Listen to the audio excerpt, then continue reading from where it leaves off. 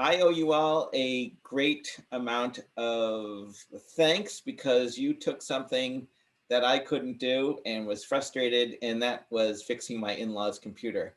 My mother-in-law specifically. Uh, you'll find as you get older that more and more people in general, but especially seniors, are completely frustrated with their computers and no one understands them and there's always breaking or they can't figure it out. But I was convinced when my mother-in-law called for I don't know how many times that she had another computer issue that I just was like, oh, it's probably nothing. I'm going to go over again and just fix it.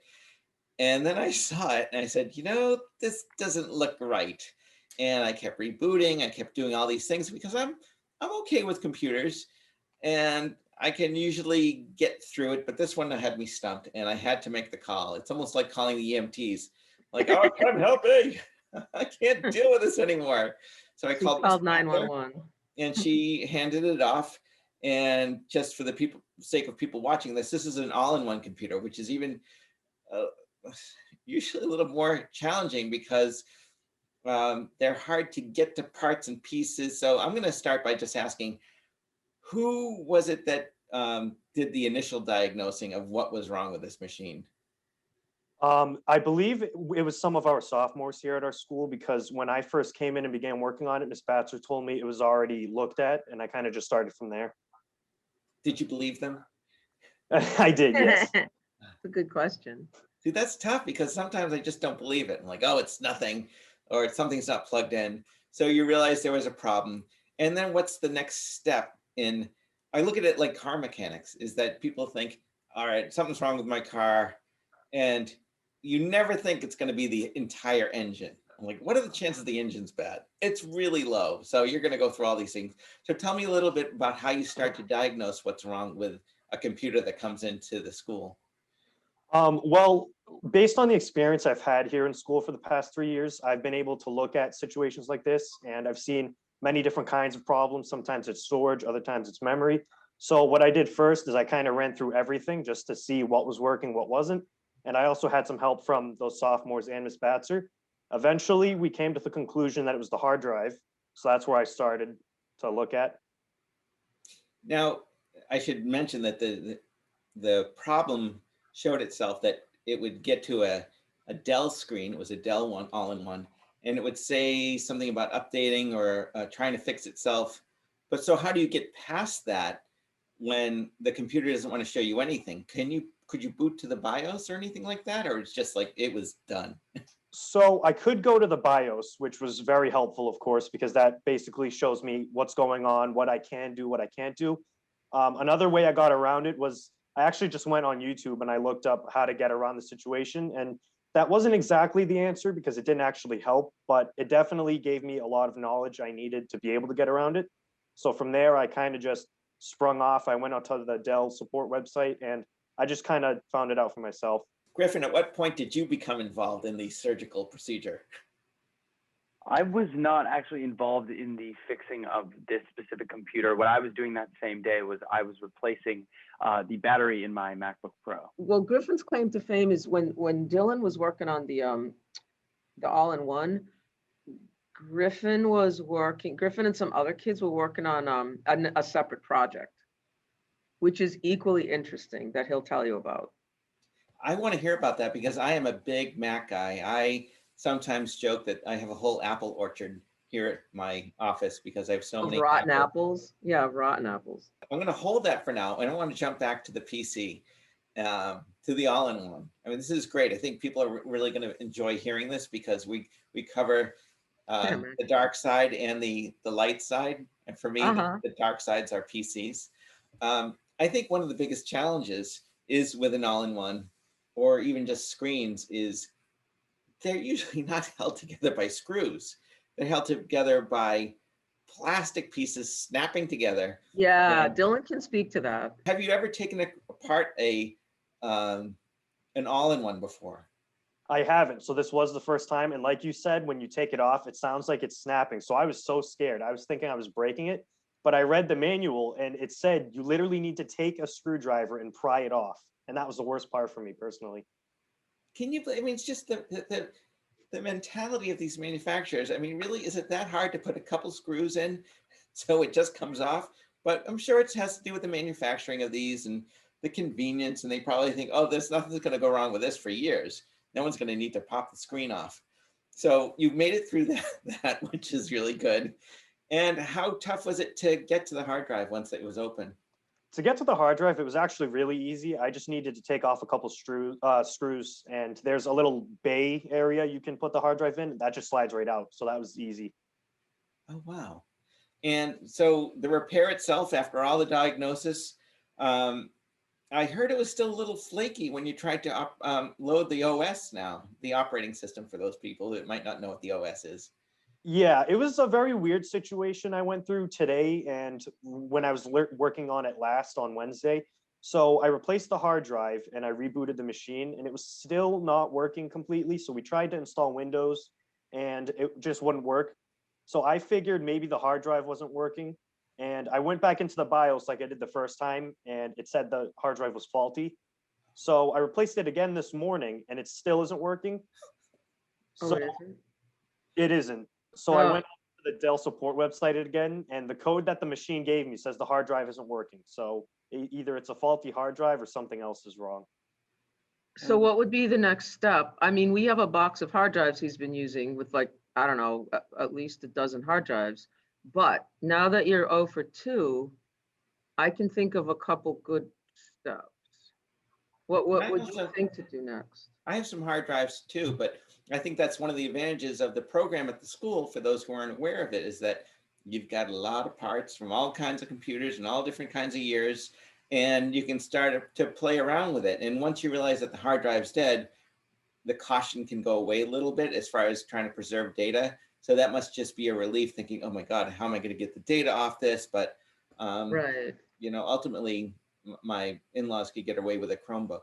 I think one of the big challenges that I felt this year, being hybrid, people are in shop every other day and every other week.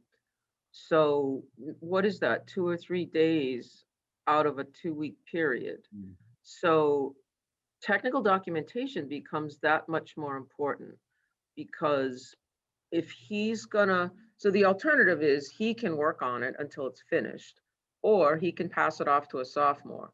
And either way, and of course, we're going into vacation next week. So either way, we don't like to rely on our brain to remember what happened. So we need to kind of make notes either to ourselves or to the technician who's going to pick it up, what to do next.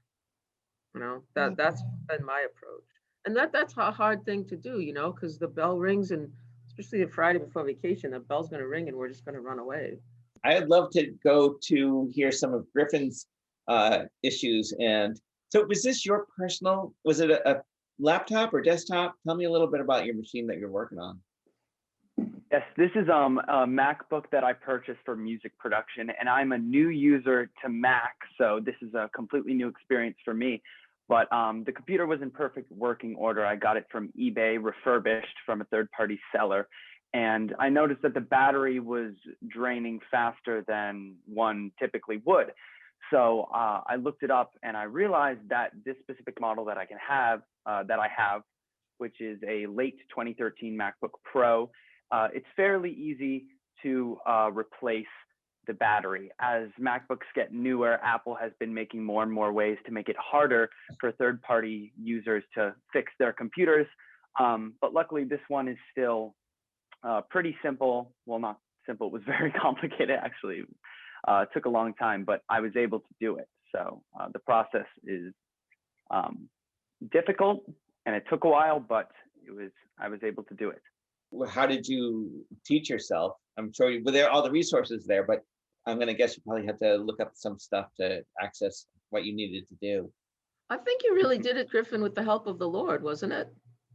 Yes, my good friend Lord is actually very familiar with Macintosh computers, whether they're desktops or laptops. So he did help me out with that. We also looked at a YouTube video where a guy replaced the battery. And luckily, some other MacBook laptops, you have to remove other hardware components to get to other ones. But for this specific model, the battery, you don't have to remove anything else. You can just focus on the battery, which was a relief because When I opened up this thing, I realized they really pack these components in there. They waste no space. It's really a nightmare to look at because it's like you don't want to mess anything up. You don't really know what you're looking at. I'm very used to fixing Windows desktops where there's plenty of space because these are large towers with a bunch of parts. It's very moduled. There's plenty of space, like I said, but with these laptops, they're so compact, they're so dense. You gotta, and it looks so different. You gotta really know what you're doing. Are you both seniors? I can't remember. Yes. Yes.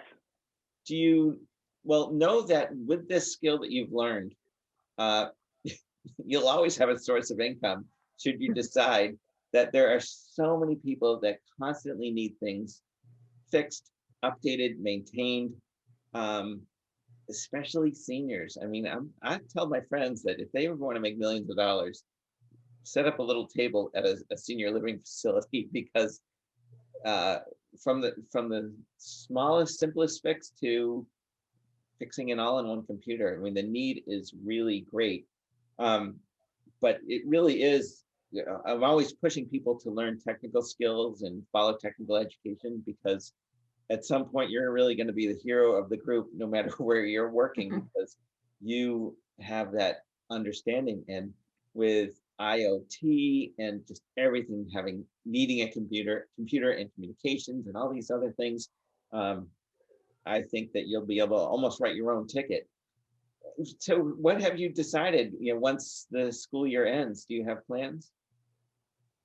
I myself actually plan to probably go to Champlain College to go for video game programming. Actually, I'm a very avid programmer.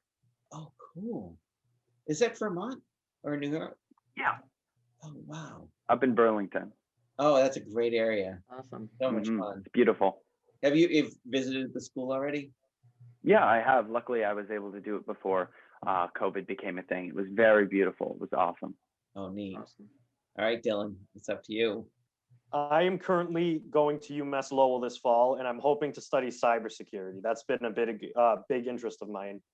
Oh, wow. They have a great program. And I was telling Miss Batcher that my wife actually works for a cybersecurity yeah. company in Baltimore. The founder worked for the NSA, and they specialize in industrial control systems. And they are frequently called when there is a breach that her company is called in, and sometimes the CEO gives their opinion on how it happened, ways they can work around it. So I think that's a great field.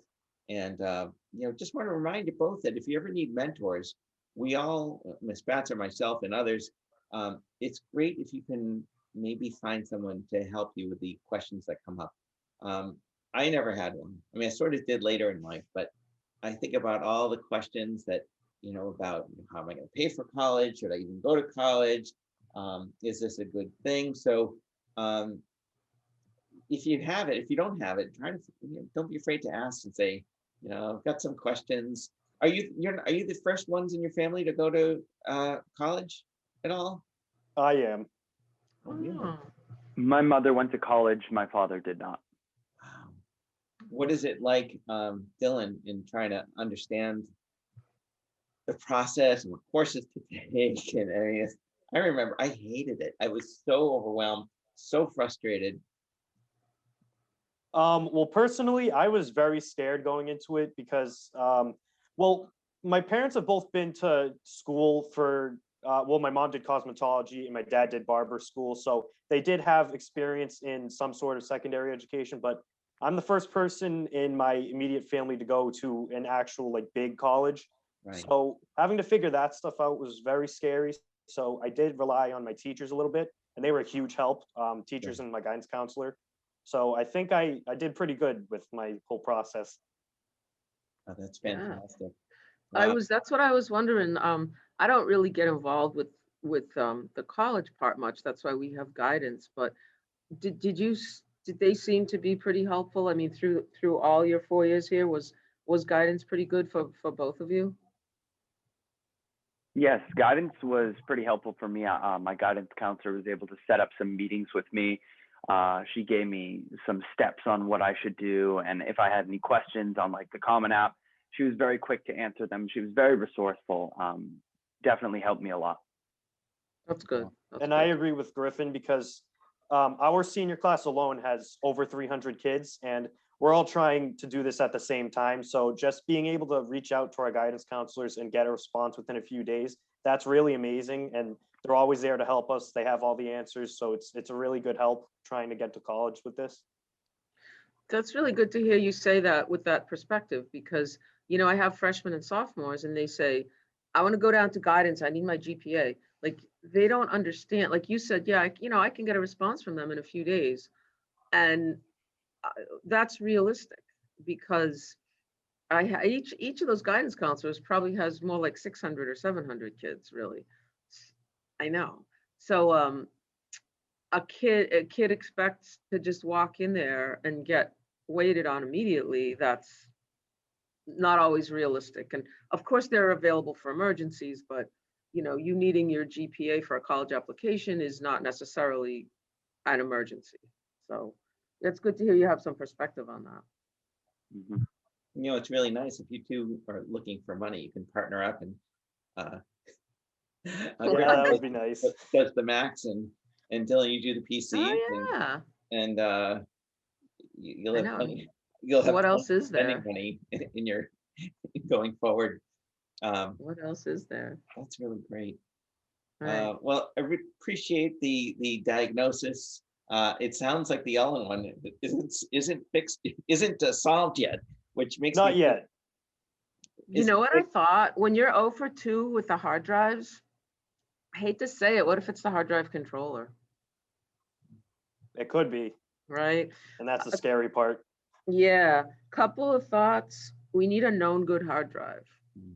So, you know, Dylan, you might pop into the IT office because all I have is those box of reject hard drives. So if you pop in and ask them if they have one, and then Mr. Dushin, if you said you have some there that you know are good.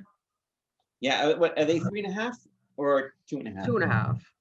Oh, 2.5. 2.5 laptop hard drive. Oh, okay.